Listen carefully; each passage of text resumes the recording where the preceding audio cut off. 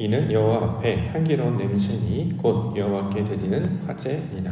아멘. 출애굽기 29장 10절부터 25절까지 본문입니다. 여호와 앞에 향기로운 냄새 화제.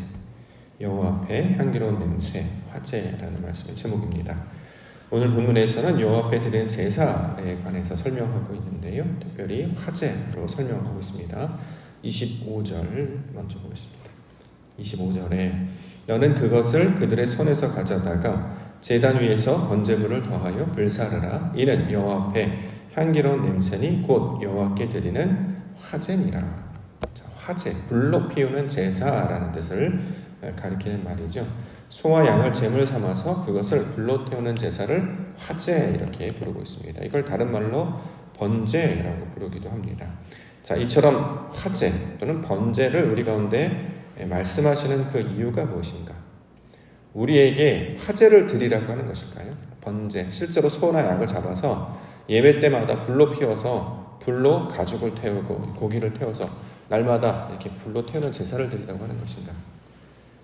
지금 이제 성막을 짓게 하시고 또 제단을 만들게 하시고 그 일을 감당하는 제사장들을 계속해서 세우시는 목적은 어떤 일을 하라고 주신 말씀이 아니라 하나님이 어떤 것을 설명하기 위한 과정, 도구란 말이죠. 그렇기 때문에 제사장도 거룩함이 무엇인지를 설명하는 그 대상이었지 않습니까? 마찬가지로 제사도 화제나 번제라고 하는 것은 그런 똑같은 모양으로 불로 피워서 동물을 잡고 그런 제사를 드리라고 주는 것이 아니라 그것이 가지고 있는 의미를 우리 가운데 가르쳐주며 하나님의 뜻을 나타내기 위해서 주시는 말씀이라는 거예요. 그럼 화제는 뭐냐? 자, 동물을 불로 태워서 드리는 거죠. 이게 무슨 뜻이냐면 육신의 것은 다 불로 태워지고 하나님의 것만 남는 것. 형식은 다 사라지고 내용만 남는 것. 자, 이것을 지금 화제라고 부른단 말이죠. 하나님께서 우리에게 제사법으로 설명을 하시는 이유는 이게 무슨 뜻인지 모르니까 가르쳐 주시는 것입니다. 하나님께서 먼저 보여지는 것으로 우리에게 뭔가를 보여주세요. 자, 근데 그 보여지는 것을 그 안에 담겨져 있는 의미로 생각을 해야 된다고 말씀드렸습니다. 예를 들어서 우리에게 선물이 주어져요. 그러면 선물은 그 자체가 선물이지만 포장을 뜯어야 그 안에 내용을 보게 되는 거 아니겠습니까? 근데 포장을 뜯어야 되는데 포장을 뜯지 아니하고 포장째로 갖고 있단 말이죠. 그럼 그 의미를 알지 못하니까 그 안에 담긴 내용을 알지 못하니까 이 포장을 뜯는 것입니다. 그래서 내용물을 취해요. 내용물을 취하면 이제 포장지는 필요가 없단 말이죠. 그래서 그걸 태워버리는 거예요. 그걸 불로 태워버리면 이걸 이제 화제다라고 이야기하고 이걸 번제다 이렇게 이야기합니다. 무슨 뜻이냐면 우리의 육신의 것들이 다 사라지고 우리의 욕망과 우리의 어떤 경험과 우리의 지식들이 다 사라지고 하나님의 것만 남는다는 거죠.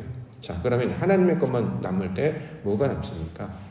하나님이 말씀을 주셔서 이렇게 하라라고 주셨어요. 다 감당하고 났더니 남는 게 없네요. 다 태워버리고 아무것도 없네요. 뭐가 남습니까? 눈에 보이는 건 아무것도 없고 뭐가 남죠? 순종만 남죠. 하나님을 아는 지식만 남고 또 그 가운데 나타나는 존재, 눈에는 보이지 않습니다. 그런데 이게 향기처럼 남아서 있죠. 향기는 냄새는 눈에 보이지 않습니다. 그러나 존재하지요. 이런 것처럼 하나님의 뜻이 내 안에 이루어지는 그 과정을 화제 또는 번제의 내용으로 우리가 가르쳐주고 있습니다. 자, 이것을 이제 찬양의 가사로 우리가 적용하면 세상과 나는 간 곳 없고 구속한 주만 보이는 상태. 이걸 화제 또는 번제 이렇게 얘기하는 것이죠.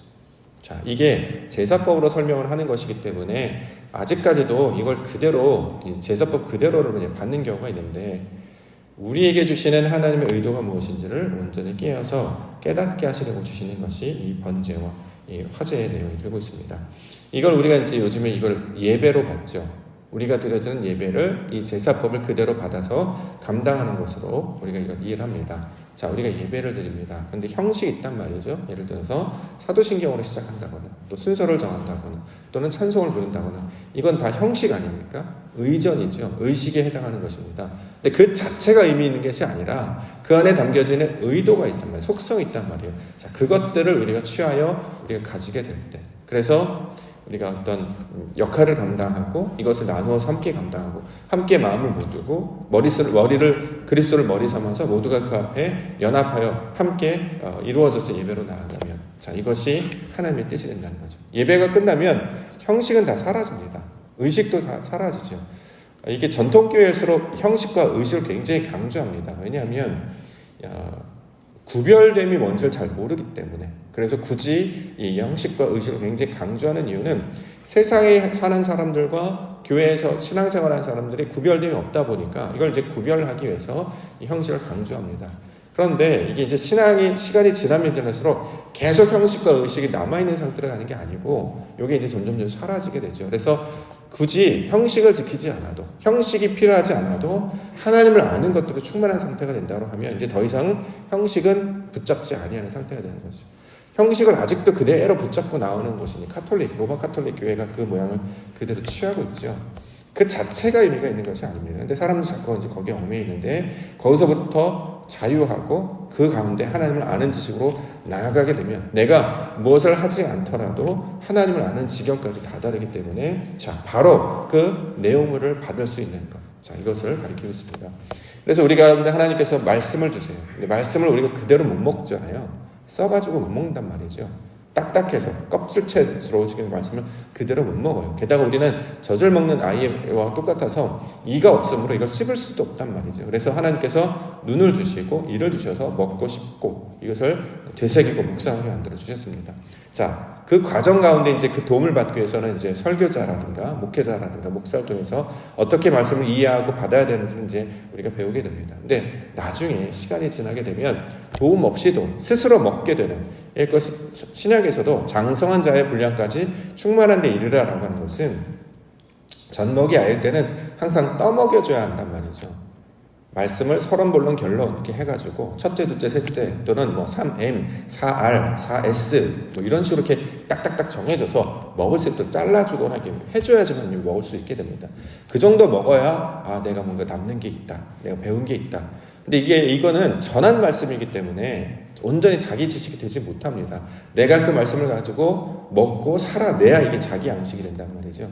근데 아직까지도 많은 교회들 가운데는 이 젖먹이 상태로 많은 이제 성도님들이 있다 보니까 설교자에게 어떤 말씀을 요구하거나 설교자에게 어떻게 말씀을 풀어달라는 요구만 계속하고 하세요. 그러면 이제 물론 그렇게 되면 이해는 쉽습니다만 문제는 이게 자기 지식이 되지 않고 머릿속에 머물다가 떠나버리기 때문에 내 것이 되지 못합니다. 말씀으로 실제로 삶을 살아낼 수 있어야 된다는 거죠.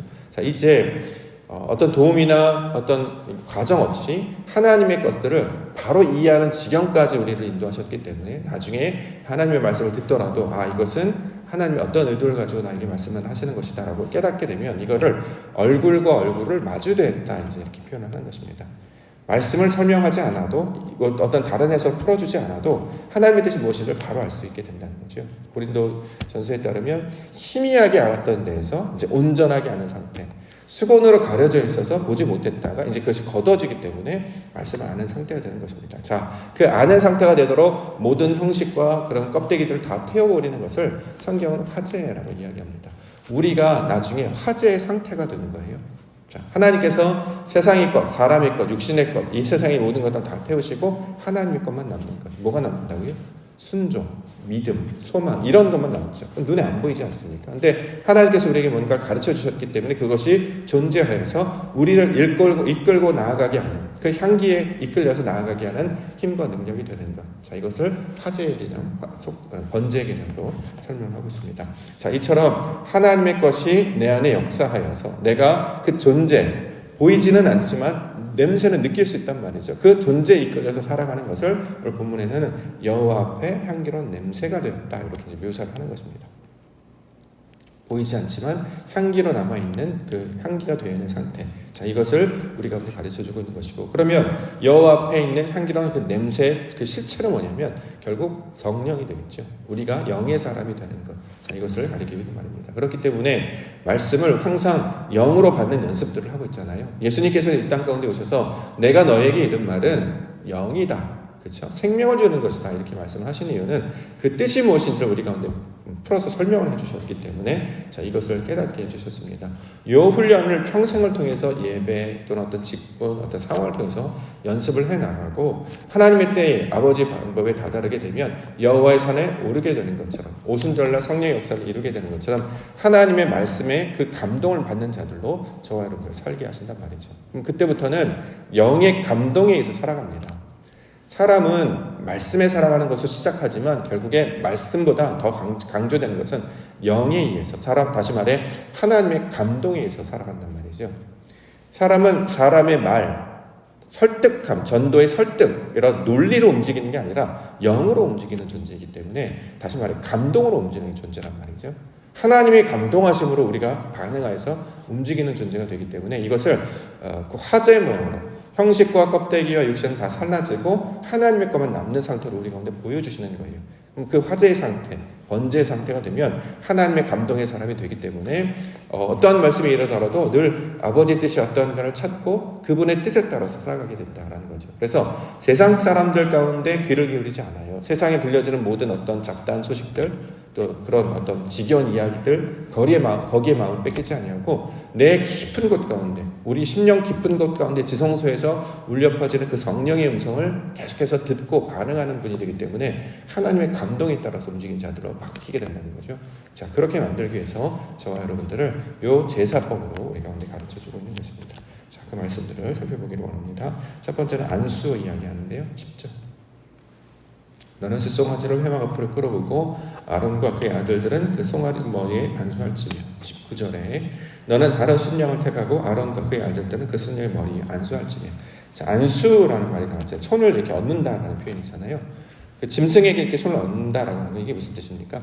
대속의 의미가 있는 거예요. 대속, 대신하다라는 거죠. 내 죄를 그가 대신한다. 또는 그 죄가 나에게 들어온다. 서로 이제 하나가로 연합하는 것. 그래서 그 소나 양은 육신이 되는 것이고 나는 영의 존재가 되는 것이죠.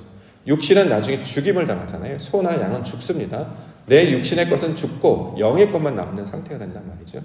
자, 그래서 신약에서도 함부로 안수하지 말라라고 하는 것은 우리가 이제 안수기도를 사실 오해를 해가지고 이게 머리에다 이렇게 손대고 이렇게 기도하면 능력이 나간다는 걸 잘못 알고 있단 말이죠. 절대 그런 게 아니라 그의 아픔이 내 아픔이 되는 것이고 내 아픔이 그의 아픔이 되는 것입니다.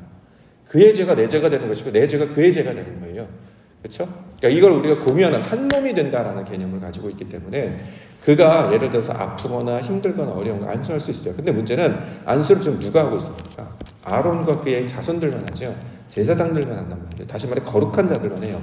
죄가 없는 사람이 안수를 하는 거예요.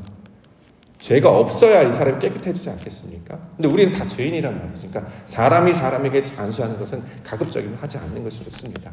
뭐 그것을 의미로 봤기 때문에 때에 따라서 또 급하게 위로하는 의미에 따라서 또는 아플 때 마가복음에 따르면 병자에게 안수하라 이런 말이 나오기 때문에 아주 제한적으로 사용하고 있습니다만 이것을 마치 이렇게 손을 얹고 막 믿습니다 하면 막 무슨 능력이 나가는 것처럼 그건 잘못 알고 있는 것입니다. 그렇게 하는 게 아니고 그 사람의 아픔을 내가 품어내야 돼요.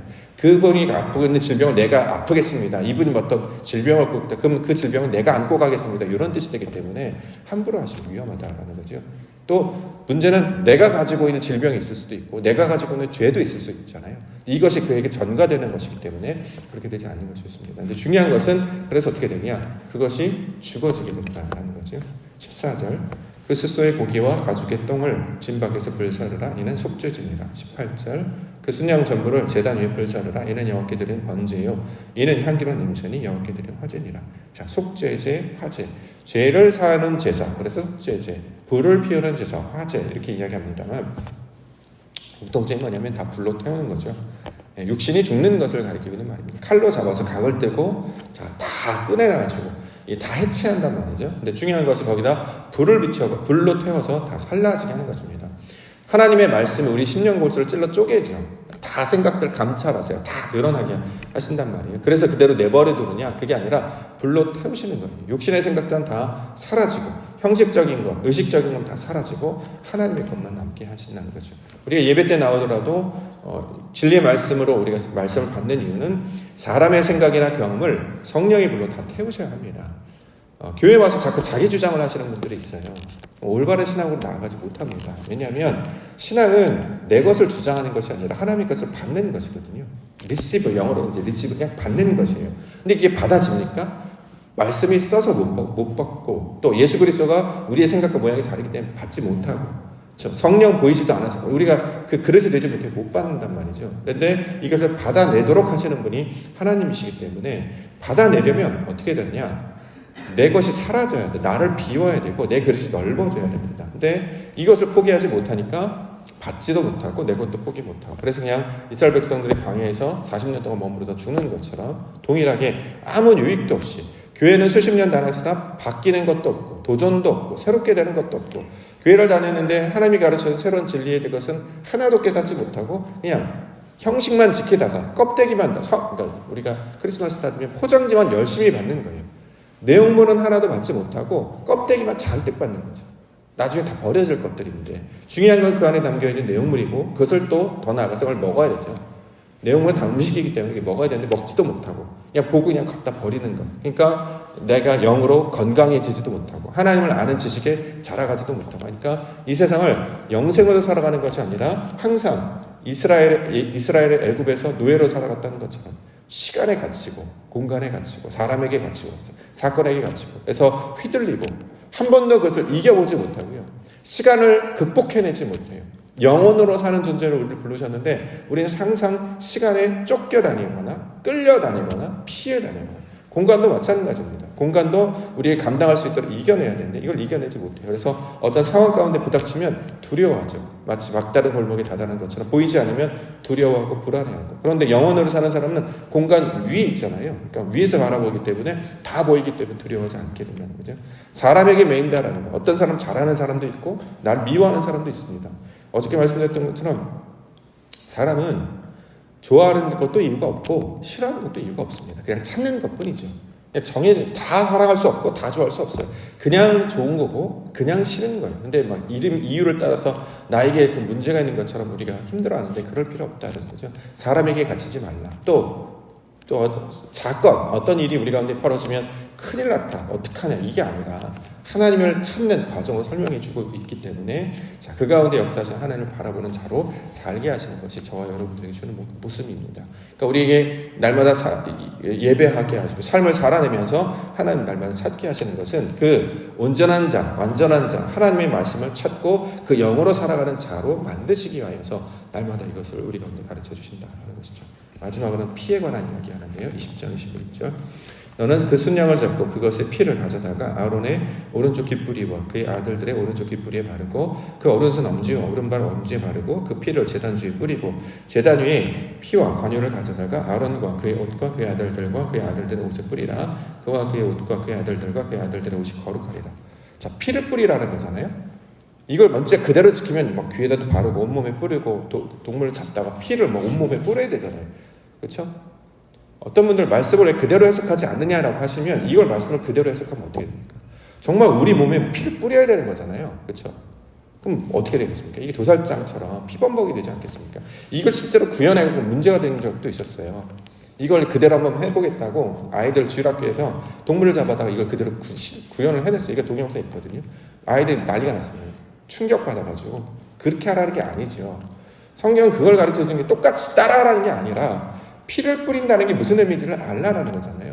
근데 그 의미를 모르니까 사람들이 의미를 모르고 흉내만 내다 보니까 오히려 그걸 사람들이 기쁘게 받지 못하고 충격적으로 받아들이게 되죠. 자, 성경에서 말하는 피는 무슨 의미입니까? 아담이 피자라는 뜻이잖아요. 아담. 사람이라고 하는 아담. 거기서 담이 무슨 뜻이냐면 피라고 해석을 하는데 원래는 구별됨을 나타내는 말입니다. 피를 뿌린다라고 하는 것은 우리에게 피 뿌리라 이런 게 아니라 하나님의 말씀 붙잡고 살아가기 때문에 우리가 구별된 존재임을 기억하여서 옷에 우리가 겉옷 자, 우리 옷도 입고 준비도 다 했습니다. 근데 그 가운데 하나님의 말씀을 온전히 받아들이는 구별된 존재가 됨을 선포하는 내용입니다. 이걸 피를 뿌리다라고 했더니 피 뿌리는 그러니까 구별된 존재로 살아가는 것은 기억하지 못하고 열심히 피만 뿌리며 살아가니까 사람들이 다 놀라게 된다라는 거죠. 사도 바울은 로마서 12장 1절과 2절에서 그러므로 형제들아 내가 하나님의 모든 자비하심으로 너희를 권하노니 너희 몸을 하나님이 기뻐하시는 거룩한 산제물로 드리라. 이는 너희가 드릴 영적 예배니라. 너희는 이 세대를 본받지 말고 오직 마음을 새롭게 함으로 변화를 받아 하나님의 선하시고 기뻐하시고 온전한 뜻이 무엇인지 분별하도록 하라. 이게 피를 뿌리는 거예요. 피 뿌린 말이가지고 이상한 종교에서는 그게 특별한 의미가 있는 것처럼 설명하는데 그런 어려운 말이 아니라 분별하는 걸 피 뿌린다라고 합니다. 구별하는 거예요. 하나님의 것과 그것이 아닌 걸 분별하는 존재가 되었잖아요. 우리가 이제 내 것밖에 없었고 내 것도 그것이 온전하지 못했는데 하나님의 진리의 말씀을 붙잡고 나니까 이게 하나님의 것이구나라고 구별되기 시작했고 하나님의 것과 내 것을 이제 구별하고 분별하기 시작한 존재가 되는 거예요. 이거를 구별된 존재, 그래서 이걸 피 뿌리다, 구별되었다. 다시 말해 아담이 되었다 이 말입니다. 이 말로 우리가 받을 때 하나님의 세상 가운데 나아간다는 거죠. 그럼 어떻게 살아갑니까? 세상과 똑같은 가치관이 아니라 하나님의 말씀, 또 우리의 방식이 아니라 하나님의 방식, 또 내 욕망이나 나의 유익이 아니라 하나님을 기쁘시는 사람들로 살아가게 된다는 거죠. 그래서 세상에 살아가는 우리 기독교인들, 하나님의 백성들을 빛이다, 구별된 존재다, 분별하는 존재다, 이렇게 말하고 있는 것입니다. 이걸 성경에서 뭐라고 하냐? 화제라고 이야기한다는 거죠. 원래는 이샤라는 단어가 되어 있어서 하나님의 사람이라는 뜻이거든요. 우리가 그렇게 나아가고 있습니다. 실제로 이걸 한자어로 풀어보면 빛광자라는 말 있잖아요. 빛광자 이렇게 썼는데 머리에 불을 이고 있는, 사람이 불을 이고 있는 그런 모양이라고 이제 설명을 하죠. 이런 것처럼 하나님이, 사람은 원래 하나님의 영광을 반사하도록 우리에게 지으셨습니다. 온전히 반사하는 사람이 있고 그렇지 못한 사람을 나눠줄 수 있는데 우리를 먼저 된 자로 그 역할로 우리를 불러주신 것입니다. 이것을 말씀으로 깨닫고 하나님이 하실 것을 날마다 기대하면서 바라며 이걸 받을 때에 하나님 온전히 우리를 만지시고 성장시키시고 새롭게 변화시켜 주실 줄 믿습니다. 그 믿음을 가지고 아버지, 내가 다 받기를 원합니다. 찾아오셔서 만나주시고 나를 변화시켜 주시옵소서. 그렇게 구별된 존재로 살아가게 해주시옵소서. 이렇게 간구할 때 하나님께서 그 구별된 존재로 오신 그리스도 예수의 모습으로 담게 하셔서 그 모습으로 살게 해주실 줄 믿습니다. 이 말씀을 붙잡고 기도 가운데 나아가시는 믿음의 성도님들 되시기를 주의로 간절히 축원합니다. 알겠습니다.